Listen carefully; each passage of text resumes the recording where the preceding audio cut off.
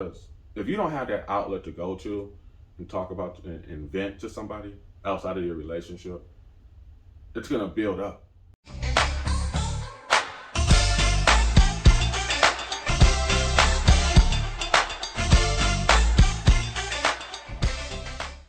What's up, everybody?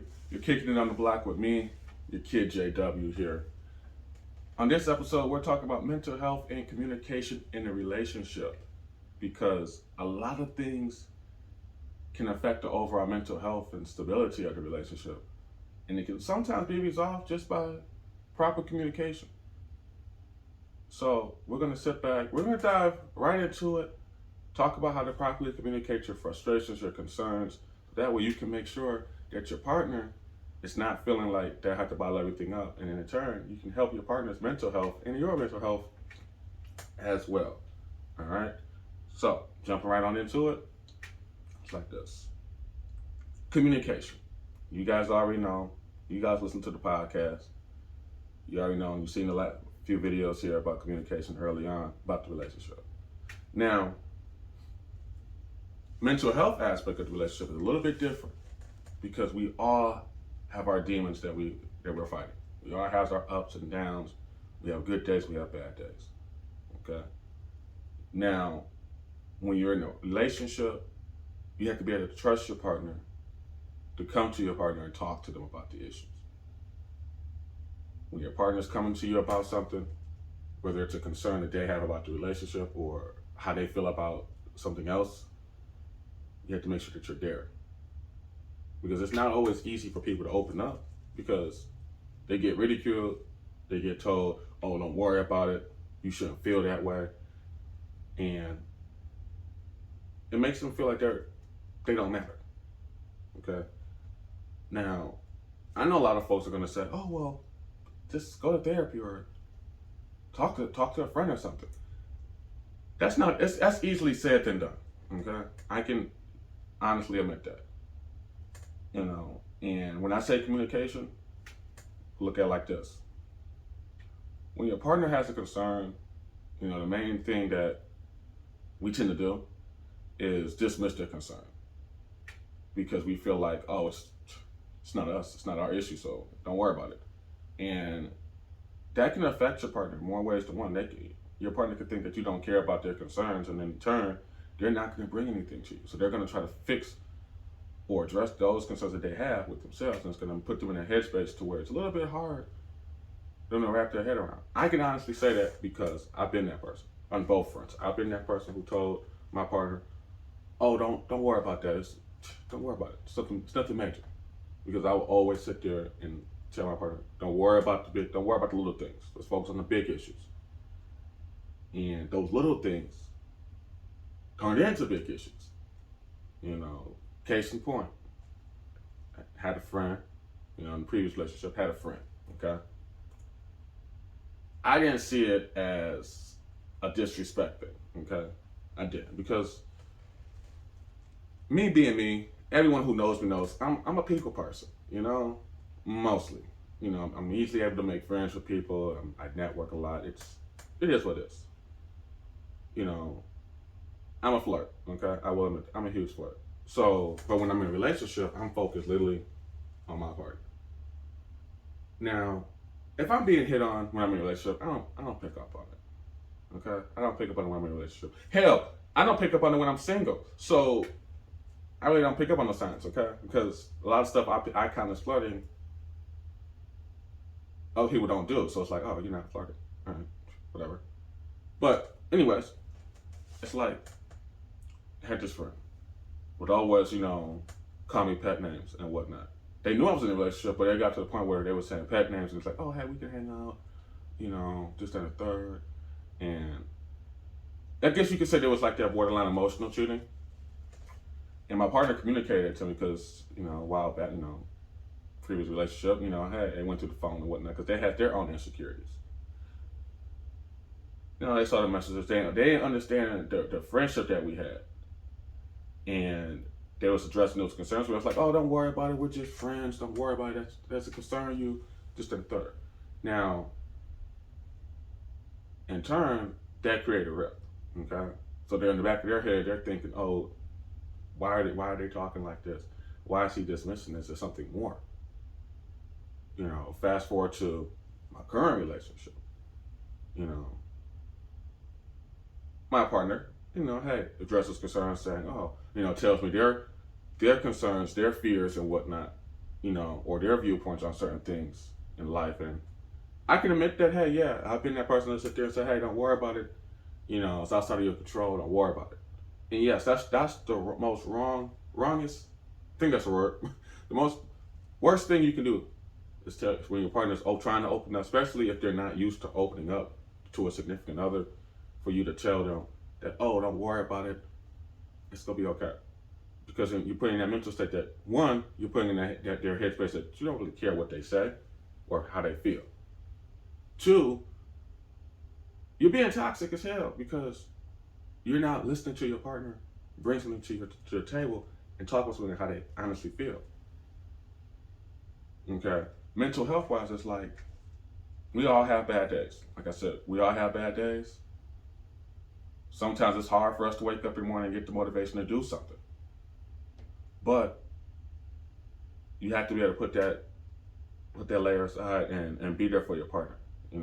Let's say, for instance, your partner has a type of situation to where they've been single for so long and they see on all their friends' social media pages that their friends are getting married, they're celebrating achievements and whatnot.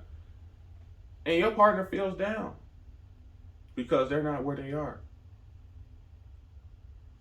That's a lot of stress that your partner's going through. Your partner may not talk to you about it. They may just bottle it up, but if you got that sync, that good vibe with that connection with your partner, that they're going through something. So you have to be there for them. You have to try and talk them through it. Let them talk to you and just listen. Sometimes just listening to your partner vent and get everything off of how they are. That's the best thing you can do, because it's not easy opening up to your partner about something, because you may think that your partner's going to judge you. They may look at you a different way, and the relationship might not go how you want it to go. So you have to be there for your partner. A lot of things in how we tell people and how we dismiss people is always saying, oh, don't worry about it. Or my favorite one, you always try to turn their issues and concerns into about you. And I can say that now because, yes, I've done that. I'm trying to get better at it, but I've been that person. When they're telling me some concern, I try to turn it back and make it seem about me. I'm trying to get better at that, but that's one of my toxic traits. So it's like, mental health wise, you have to be able to let your partner come to you and talk about things. You have to be able to let your partner talk. And as a partner, you also have to understand that sometimes your partner may not be able to come to you and talk to you about every single thing. So they're going to have friends that they're going to talk to kind of vent and have that outlet. Because if you don't have that outlet to go to and talk about and vent to somebody outside of your relationship, it's going to build up. And when it explodes, it's going to be bad when it explodes. And a lot of things that people try to shame us for is going to get help, going to therapy, speaking to people about issues and stuff. Because there's a lot of times when us as men, we go through a lot of stuff, but you don't see us complaining about it because we're taught growing up that we're the man. We're not supposed to feel that way. We're not supposed to have feelings and stuff. We're supposed to be strong and, and fearless and stuff and lead. Yeah, that's true. But we also got feelings and stuff. We also need to talk about what's going through us. Because if we don't, we're just bottling that up, and then when it explodes, we lash out bad. So the stigma has to change about us talking about our problems.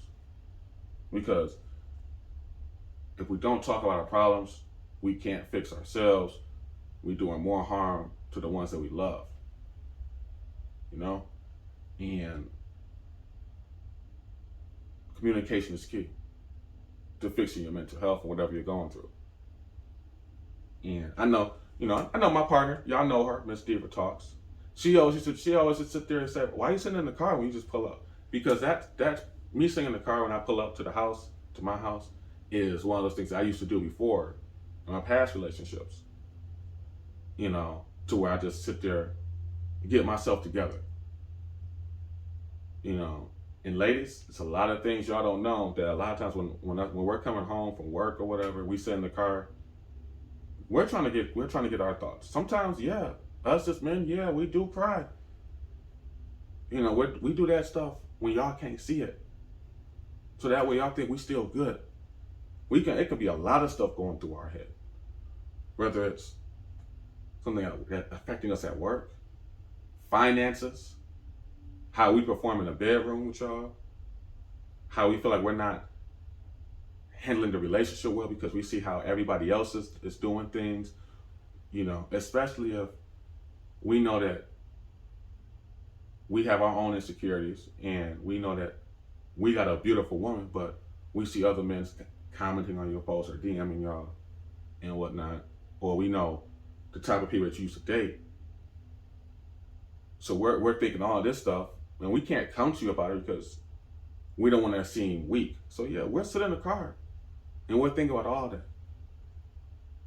We'll think about anything that's on our mind to get ourselves right before we cross that threshold into our house. If we live together, we doing all that to get our mind right so we can come there and go, hey baby, how your day? Boom, be happy again. But it's a lot of times where, yeah, that you got that ladies, y'all don't know that us as men, we do break down and cry. You know, and a lot of people sit there and judge us because, oh, men are supposed to cry, men are supposed to be. We're human. We have feelings, we cry. It's okay. But we also have to have that avenue to where we can go ahead and talk about our frustrations and our concerns and whatnot. Because if we don't, that's going to put a lot of stress into us mentally, and it's going to drain us, and we're going to snap and lash out. You know, you never want to be able to lash out and it goes something way tragic. Okay? Now, I know we talked about a lot of things about communicating in the relationship. This is also going to be on the podcast in more detail on the podcast because I'm trying to keep this thing short, under 15 minutes and whatnot. It's also going to be a part 2 to this video about mental health and talking about your concerns in the relationship. All right. So stay tuned to that for part 2 on this topic as well. Make sure, you know, at the end of the day, talk to somebody. If you're going through something, you got a concern, talk to your partner. It's okay to talk to your partner. It's okay to talk to a trusted friend that you know is going to help balance you out. It's okay. Because mental health is very important. It is, because we all went through a lot of stuff last year during lockdown. And I know me personally, it was very stressful mentally. It was very stressful physically. You know, with a lot of stuff I had going on in my personal life. You know, and I came this close to losing it. You know, and except my partner don't know how close I was, but that's my fault for not communicating that to her. But as always, thanks so much for kicking it on the block with me, and I'll catch y'all next time. Stay safe. Thanks so much for tuning into this week's episode of the JW Show, discussing mental health in a relationship. Now, be sure to like and subscribe to this page as well. Links are in the bio. And as always, thanks for rocking. Drop a comment below. And always, this is a safe place. Thanks for rocking.